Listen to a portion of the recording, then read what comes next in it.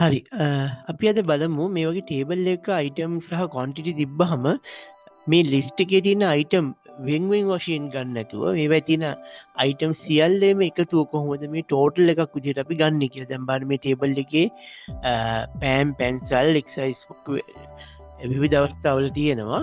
මට ඕනි මේ අවස්ථාවල තියෙන දේවල් ඔක්කොම එකතුව හොයාගන්න.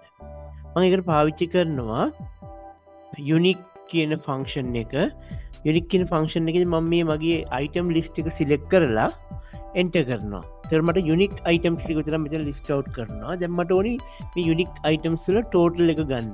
මේ ටෝටල් එක ගන්න නම් සාමාන්‍යයෙන් මම කරන්නේ මේ පෙන් එකේ පෙන් තියෙන තැන් වල දේවල් ටික එකතු කරලා මෙතන ටෝටල් එක දාන එක. ඒ විදිහට කරන්නේ නැතුව අපිට පුළුවන් ෆන්ක්ෂන් එකක් පාවිච්චි කරලා ෆන්ක්ෂන් එකකින් මෙතනට ටෝටල් එක ගන්න.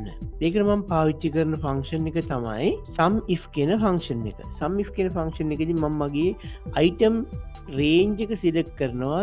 සිලෙක්ට් කරලා මම ඒක ඇබ්සලියුට් කරගන්නවා. මොකද මේ සිලෙක්ෂන් එක ෆික්ස් කරගන්න ඕන නිසා. ඊට පස්සේ මම කමා එකක් දාලා මගේ ක්‍රයිටීරියා එක විදිහට මම මේ ගත්ත යුනික් අයිටම්ස් ටික සිලෙක්ට් කරගන්නවා. ඒ යුනික් අයිටම්ස් ටිකත් මම ඇබ්සලියුට් කරගෙන ඊට පස්සේ මම මේ ක්වොන්ටිටි එක ගන්න ඕනි රේන්ජ් එක සිලෙක්ට් කරලා ඒ රේන්ජ් එකත් ඇබ්සලියුට් කරනවා. කරලා මම එන්ටර් කරනවා.